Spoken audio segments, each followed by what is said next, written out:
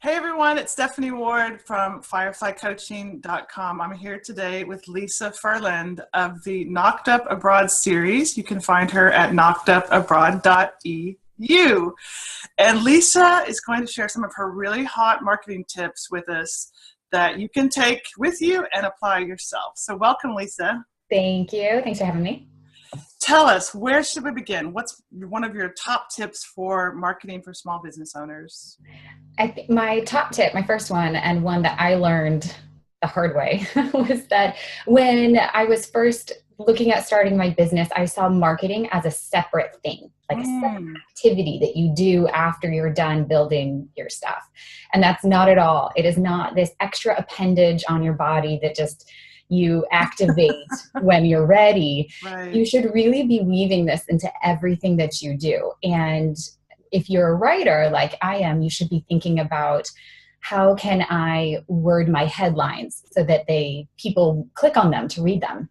Because you can have the best content, but if your headline is bleh, no one's going to click on it and discover you. And then you also have to think, how can I make my content shareable so that people want to share it, and what is the message I want them to share? And you can do these things using click to tweets embedded into your website and all that type of those easy exporters that will help them share on their Facebook page or share on Twitter or whatever medium you're looking for people to share your message on. And so I think approaching marketing holistically, looking and say, I'm going to interweave marketing efforts into everything I do and make it as easy as possible for people to click on my website or share this little sentence that's a funny message or something that I know will get shared.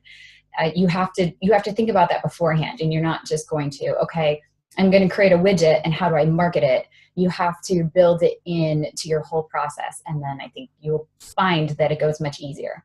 I love that, because it's amazing how hard we all work at creating great content, and we forget about the small things which are not so small, like the headline, and to have it to be shareable. Come on, you have to make it easy for people to spread the word. Excellent advice. And I love this idea of just thinking about every single thing you do as marketing.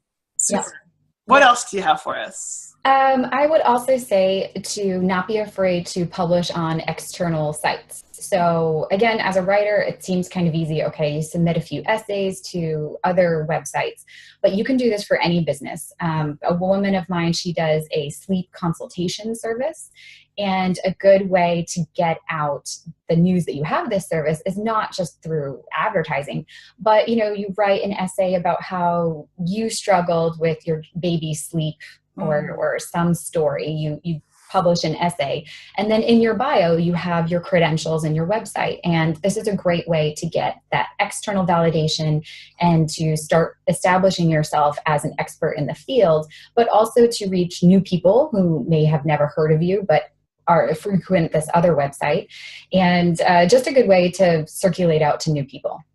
That's so smart. And again, this is all about leverage, right? We're working really hard. We don't have a lot of time. We have to wear all these different hats. And if you spend time creating some content, make sure it can be shared, but also get it out on other platforms where you can connect with new audiences and increase your visibility and grow your community. Yeah. Great idea. Anything else for us? Yes, of course. I would definitely say what I do every day is I fake it until I make it. Okay. Just pretend like I know what I'm doing. But I feel like when you lead with confidence, people receive you with confidence. And that's a quotable. Say that again. Yeah, people will receive you much more positively if you are confident in what you are doing and in your message.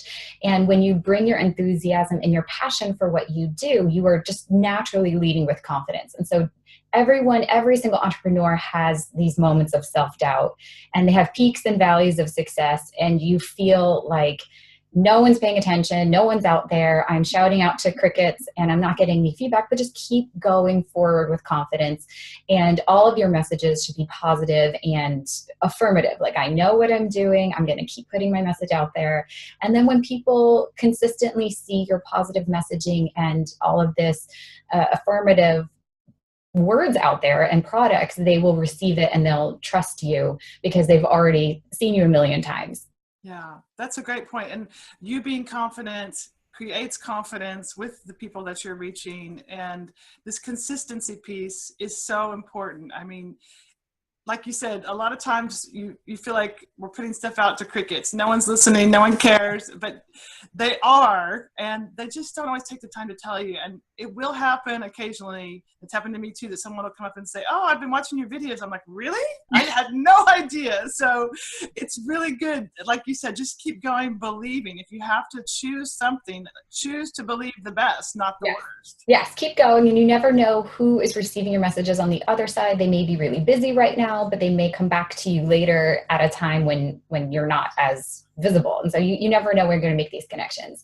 And another thing, I recently took up platform Instagram, and I met people in person who said they've been following me on Instagram, and I had no idea that that platform would have such an impact so immediately.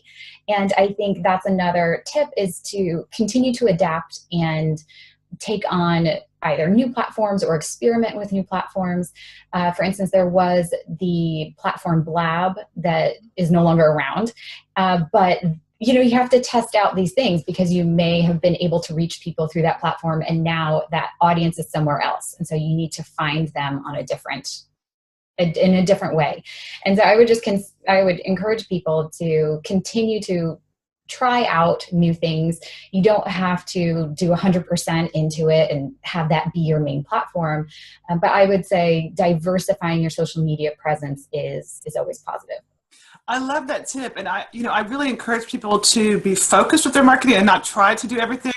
And at the same time, once you've nailed down a few strategies that are working for you, I absolutely do encourage people, experiment, test things out. Like you said, if it didn't work, you can always drop it. But it's that idea that things are always changing and evolving, and it's important to test the waters and see what works. And that is also part of the key, is you just don't know until you try. So you have to test it out. Yeah. And different platforms work better for different types of products or messaging. And so what I put on Instagram is completely different than what I tweet and what I put on Facebook. And so it's actually kind of more creative for me to work on different platforms, because I get to express different aspects of my business that way. That's also a great point, is that it's important to differentiate the types of messages and content that you put on each of the different platforms. Yeah, absolutely. And then if you have the same followers, they're not just bombarded with the same message every time. They're getting a diverse set of messages from you every day. Fresh. Okay, any final thoughts or last tips? I just have fun with it and keep chugging along, and know that you're not alone. And there are a lot of entrepreneurs who are also experiencing self-doubt and struggle, and that, we're all in this together. And so just keep chugging along. You're doing great.